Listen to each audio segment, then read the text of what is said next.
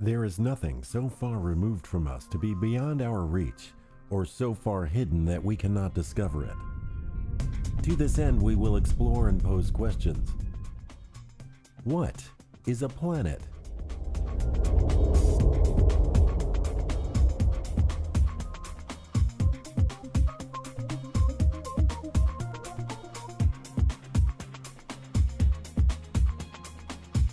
The ancient Greeks, looking up at the night sky, realized that some of the points of light moved against the background of stars. They called these lights planets, meaning wanderer. For thousands of years, this scientifically inexact word was sufficient to distinguish other objects in the sky from the stars. As the power of telescopes increased our ability to see into the depths of space, our understanding of the solar system evolved. By the middle of the 19th century, we listed 15 planets in the solar system: Mercury, Venus, Earth, Mars, Ceres, Pallas, Juno, Vesta, Astrea, Hebe, Iris, Jupiter, Saturn, Uranus, and Neptune. Within 50 years, we had concluded that an additional term was needed to properly describe what we had discovered: the asteroid belt. At the beginning of the 20th century, Ceres, Pallas, Juno, Vesta, Astrea, Hebe, and Iris were referred to as asteroids, and we believed that our solar system included the 8 planets clearly visible through our telescopes and at least one more yet to be found.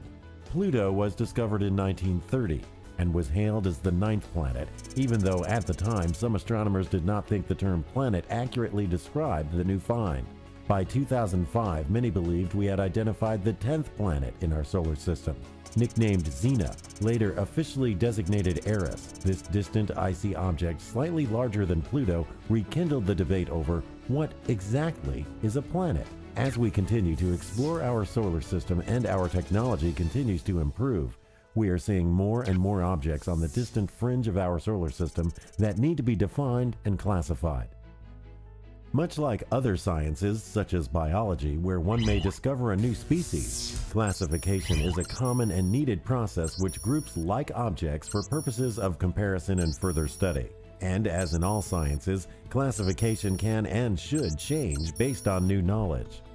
The International Astronomical Union, a renowned organization dedicated to promoting and safeguarding the science of astronomy, recently took up the debate over what is a planet. While many accept the definition issued by the IAU, scientists worldwide continue to debate the issues. And there are many national and international science organizations who have not weighed in. In this first attempt at scientifically defining a planet, the IAU said that a planet must have these 3 traits. It must be a body that is in orbit around the sun. It must have sufficient mass so that its own gravity pulls it into a nearly round shape. And the object must clear away other objects in its neighborhood. The resolution further defined a new category called dwarf planet, which has these 4 following traits. It too is in orbit around the sun. It also must have sufficient mass so that its own gravity pulls it into a nearly round shape. However, it has not cleared its neighborhood, and it cannot be a moon. The second IAU resolution made Pluto the prototype of the newly created category called dwarf planet. Pluto, as well as Eris, are not dominant enough for their gravitational fields to have incorporated or shoved aside all of their neighbors. In fact, based on current knowledge, they are only 2 bodies in a large field of thousands to millions of similar objects known as the Kuiper Belt. To better visualize the location of the Kuiper Belt, let's look at how far it is from the Sun. The Earth is roughly 93 million miles from the Sun, and the Kuiper Belt lies between 2.8 and 4.6 billion miles from the Sun. In fact, it takes more than 4 hours for the Sun's light to travel this distance. How far is this really? Let's imagine a road that took us from the Sun to the end of the Kuiper Belt. Now let's imagine you're in a sports car.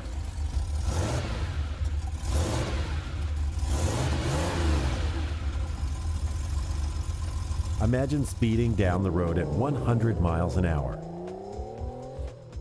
You would pass the Earth after 106 years of driving.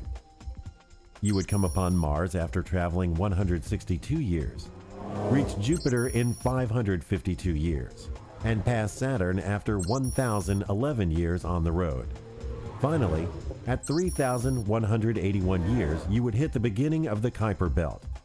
Drive by Pluto during year 4,187, and at long last you would arrive at the outer reaches of the Kuiper Belt after being on the road for 5,302 years, straight. It is not surprising then that we have only cataloged a very small percentage of the Kuiper Belt, and that only in the past 10 years.